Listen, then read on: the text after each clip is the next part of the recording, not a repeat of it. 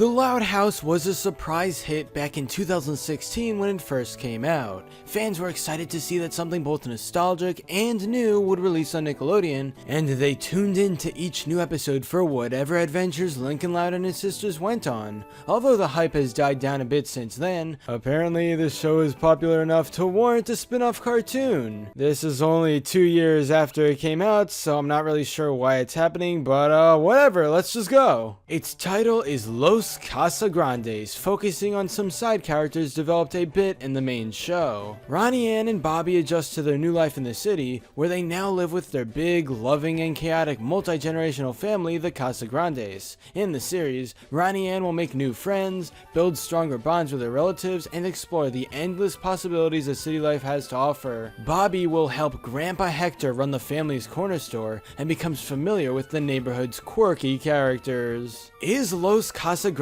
going to turn out well, or will it end up failing and be a waste of time to make? Are people going to be tuning into it? The true answer to this question will be found out as time goes on, but for right now we can speculate. Based on the premise of this spinoff and the potential it has, I honestly think it's going to fail. Okay, let me specify. When I say fail, I don't necessarily mean it'll be a bad show. There's a very real chance that it'll be one of those wholesome cartoons that you just sit down to watch and have a good time, taking in lessons while also being entertained. However, this whole situation of characters moving away and then receiving their own show is all too familiar. You've probably been thinking about it ever since the spinoff was even announced. Yes, this is literally the Cleveland show. That series really didn't do well, and it showed that maybe the characters on the side should stay on the side. Bobby and Ronnie Anne aren't terrible people by any means, though it feels like they're going to get stale after being the focus for an entire cartoon of their own. Now, let's talk a bit more about the plot of this show and if it offers anything different from The Loud House. When you have a spin-off cartoon, you really need to spice things up and make things interesting. In Los Casagrandes, Ronnie Anne will be going around the city making new friends, so that's kind of vague and it's hard to speculate about the exact situations that she'll find herself in. Meanwhile, Bobby will be working at a corner store and getting into shenanigans there. As these two are doing their own things, the massive family will come into play and we'll probably see a bunch of different family members have their own mini storylines throughout the series. Side note, the first time everyone in this new family appeared was in the Loudest Mission Relative Chaos, and we only saw a tiny glimpse of their personalities.